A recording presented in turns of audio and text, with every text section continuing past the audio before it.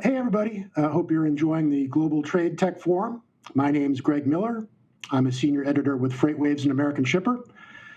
And today I'm joined by Pervinder, Johar, CEO of Blume Global. Pervinder, welcome. Thank you, Greg. Thanks for having me on the show. Oh, glad to have you. Now, Blume Global provides visibility on cargo. It provides better decision-making capabilities on cargo movements, and it provides for better cargo transport execution. And it's across all modes, but today we're going to be focusing primarily on ocean. And what a year it's been for ocean. I mean, if you think about the disruptions to global trade from COVID, I'm really interested in hearing what you've heard from your customers. I'm just a journalist here in New York. Your customers have been on the front lines for all of this. But before we get to COVID, Pervinder, I'm wondering if you could give me sort of a broad overview of Blume Global and the platform and what it provides. We actually launched Blume Global in 2018. So a little over 2 years back, 2.5 years back. Anything and everything we thought we were going to do as a platform this year has been a true test of how well the platform is working.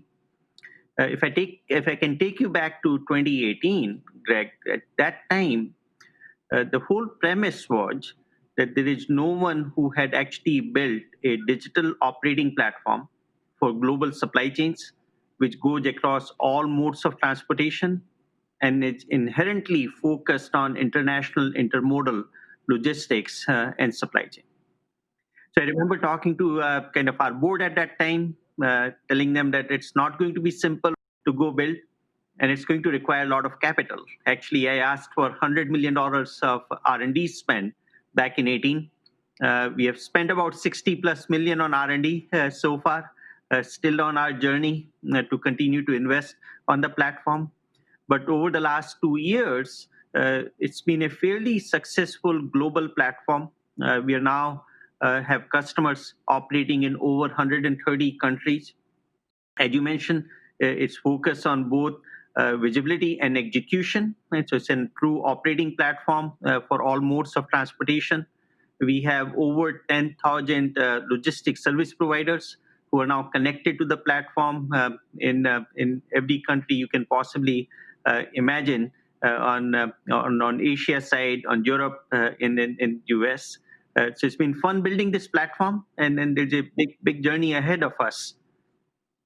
Yeah, and I can imagine what's going on this year is a real stress test. It's almost like a trial by fire, and it really is an opportunity for you to prove the value of the platform. So let's start talking about COVID and your customers. And I sort of simplistically divide the fallout into 3 stages or 3 phases. And phase 1, I would say, would be February, March, right after Chinese New Year. U.S. importers were expecting the Chinese New Year's break, but because of the outbreak in Wuhan, essentially, that break was a month longer than they had anticipated, so their shipments were delayed. At the same time, there was refrigerated cargo that was being exported from the United States to China, and that got diverted elsewhere in Asia because all the reefer plugs at the Chinese terminals were filled up because the Chinese trucks couldn't bring them inland.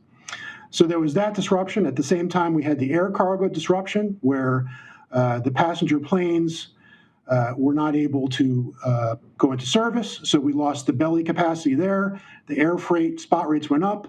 A lot of that cargo went into premium ocean. And finally, we had containers strewn all over the world. We had this equipment issue where a lot of containers weren't where they were not supposed to be. There were too many containers in one place, not enough containers in another. So that sets the stage for this phase 1.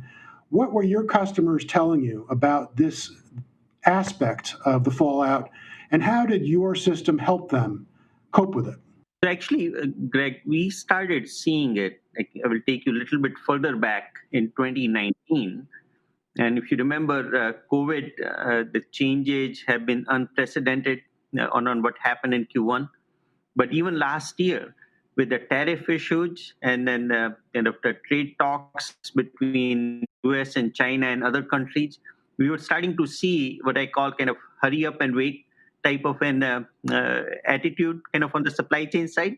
The date for when the tariffs were going to go into effect kept on changing, which meant that kind of we saw bigger ships, people got more loaders, but just because you get more loaders or a bigger ship, it doesn't really make kind of your chassis or the drayage capacity go up, or the rail cargo, how it moves. All of those needs to be synchronized and coordinated.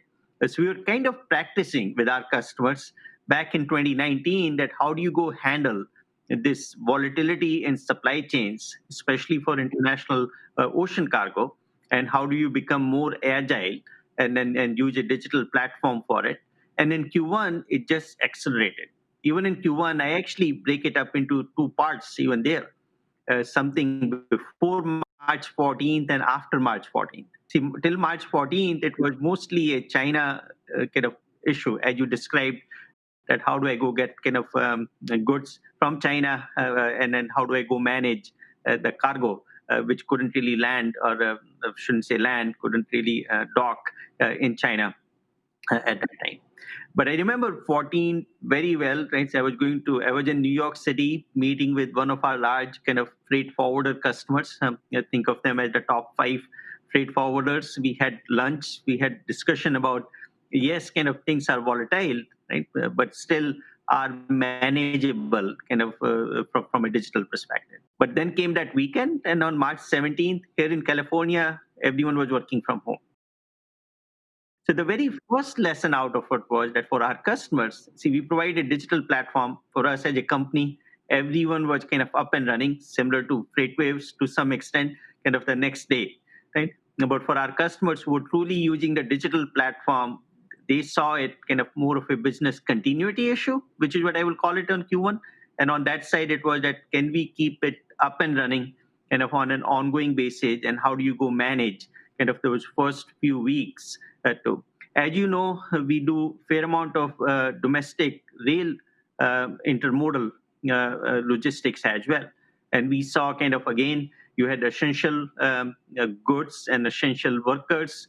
So the demand kind of fluctuated a lot, both on the ocean side and on the rail side, which kind of go together in our mind, right? Because half of what comes onto ocean comes onto rail, or vice versa in US. But from the platform perspective, and I think I remember one of our customers telling us, and if actually it's a quote, I can't say the name of the customer, but they said in this time of uncertainty, the only thing we can count on is kind of how Blume has actually supported us, and how kind of everything was seamless in terms of operating our logistics platform during that phase 1. Well, you mentioned the shutdown, and that's sort of in my mind, when I think of stage 2 or phase 2, to me it's roughly the second quarter. And this was when we had the shutdown in the US, and US importers started canceling their orders, pulling back on their orders. The container lines responded by blanking or canceling sailings. And so we had about 15 to 20% of the inbound sailings from Asia to the US canceled in the second quarter. And we saw at the end of the second quarter, what we saw was a different dynamic where U.S. demand actually exceeded the vessel supply. It exceeded expectations. And so you started to see the cargo rolling. You started to see the extra loaders being added. You started to see the sailings that were blanked being unblanked. So the theme in this sort of phase 2, to me, was really about the uncertainties of when U.S. importers could get their cargo in this changing situation. So during this period, what were your customers saying, and how did they deal with that uncertainty of getting the cargo in when they needed it?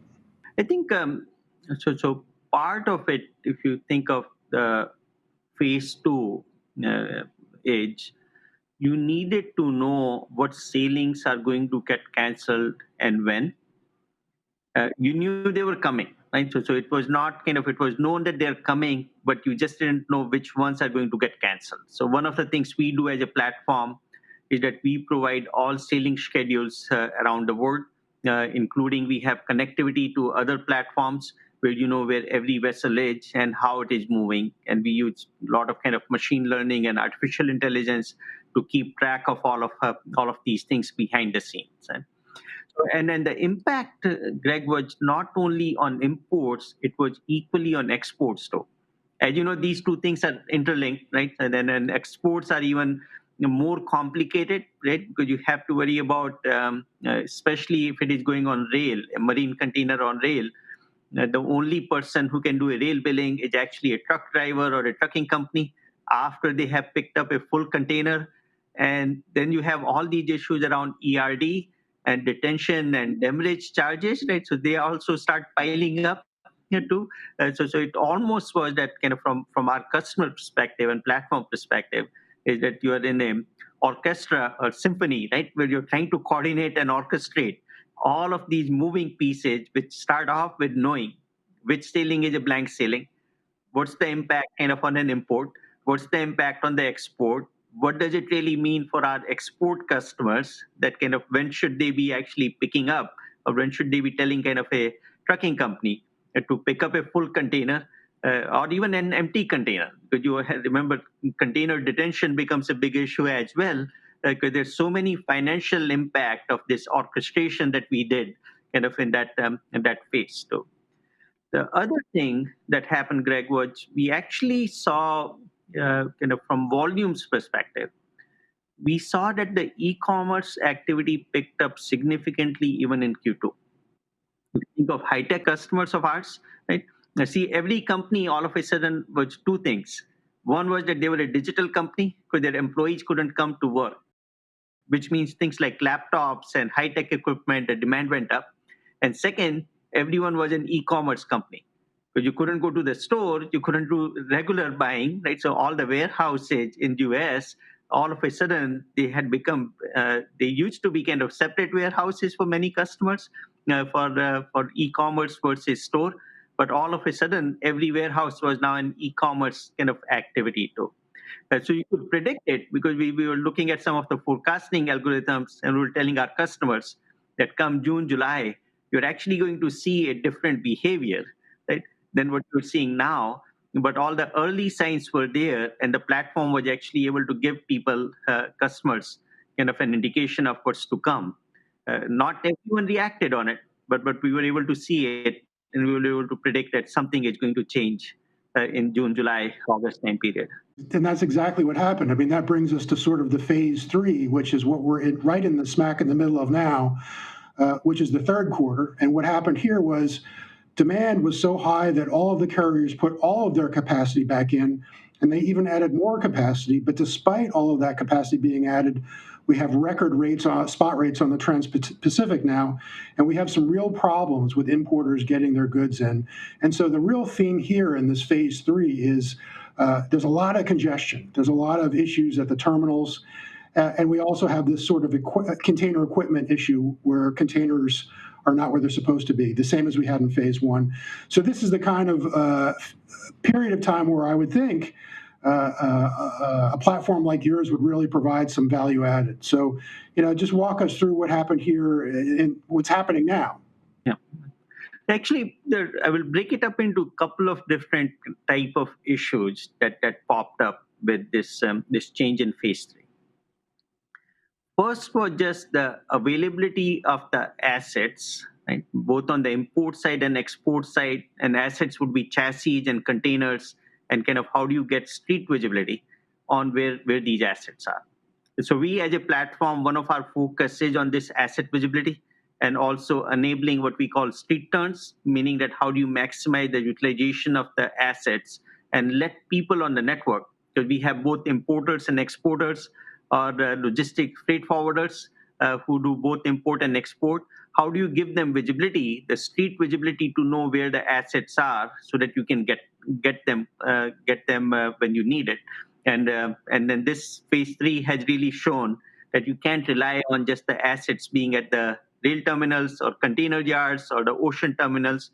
You have to think of every distribution center, every manufacturing location as a asset location, and how do we go and optimize those components too. The second part of it has been, how do I go find capacity? especially on the ocean rage. The interesting part is that in US, there are about 7,000, 6,900 or so motor carriers, rage companies. Only 7 of them have more than 100 million in revenue. So there are a lot of capacity which is really tied up, and it's a very, very long tail, right? So we talk about truckload, that there's a tail on that side, right? But this one looks like that majority of the rage carriers are all on the tail side. When we talk about there's only 7 or so with more than 100 million in revenue, there's a lot of kind of those players. And when I talk about the logistics service providers, in US, we are connected to 5,100 of these gray motor carriers where they can receive work orders from us. They can do dynamic pricing. You can go find capacity. So our customers who were using the network were able to go find capacity, right? Versus, and this is almost a reverse of kind of what used to happen 20 years back, where people looked at it, I want only 5 motor carriers or 10 motor carriers. In US, you can't really do it for ocean rage, right? Because there are not that many kind of companies which operate throughout the country on every port, every terminal. So how do you go and find that connection? So that's the second thing our customers saw, that you need to link those two things up. And the third thing which has been related to is again the impact on exports as a result of kind of what's going on the import side. And so we saw that the dwell time was increasing. Right? So people were keeping containers and chassis longer. So just because kind of more ships came in, didn't really mean that warehouses could handle all of the capacity you're trying to unload those containers. Because as you know, kind of labor is still in somewhat short supply because of COVID and the social distancing requirements, and the throughput is still down for the warehouses to begin with. And for us as a platform, it has been again, how do we tell you what's going on your supply chain end to end? If we talk US in particular, kind of how do you know what's going on today? How do you predict what will happen tomorrow? And then how do you go and kind of implement policies and procedures which allow you to automate the decision making? So there are many success stories kind of in this time period for our customer base. Unfortunately, I don't want to take any customer names, right? So if you go, because it gets tricky to talk about a specific customer situation. But broadly, the platform has actually helped many of them. Many of them operate successfully in this time period. Yeah, it's been such a crazy year, and we still have a couple months left, so we'll see how things go. I also wanted to talk about the future in the sense of, this has been a major shock to the system, and it's possible that it can convince some potential customers out there that maybe now is the time to invest in visibility IT. There was a big study that was put out by McKinsey in August looking at risks and resilience to the supply chain. And their case was basically that these kind of shocks to the system are increasing, and they're going to continue to happen. So supply chains may have to become more regionalized. Secondarily, people may have to keep more inventory in stock. And thirdly, this may be the time where some of the people that have held back from investing in this kind of technology will finally see the error of their ways and realize that this isn't a cost and will go forward. And at the same time, there's always these headwinds to this. There's people that think short term and they think about the cost. So, have you seen any change in the way that potential customers are looking at systems like yours? And if you think back to the kind of things that have stopped them from doing it in the past, do you think that finally we may overcome some of these barriers? Yeah. No, definitely. I think, I will give you a couple of different examples. The first part has been that we used to get these shocks kind of about once a year, a couple of times a year. So I've spent a lot of time in supply chain. I worked for probably one of the largest high-tech companies at that time, kind of from 09 to 14 or so. And we used to see these shocks kind of when we had kind of Japanese earthquake, we had kind of the floods in Thailand, we had kind of on the air volcano that erupted in in Europe back in 11 time period. So they used to happen once in a while, and people just said that, okay, I can deal with it with manual processing. Like air capacity. And air, no one cared about till the passenger belly kind of were gone, right? So 42% drop in air capacity in Q2 meant that people said, oh, maybe I need to spend more time on air visibility, not just on ocean, because before you took it for granted. If it's a flight from Shanghai to San Francisco, if you miss one, there are four others, and your cargo will somehow make it on the other side.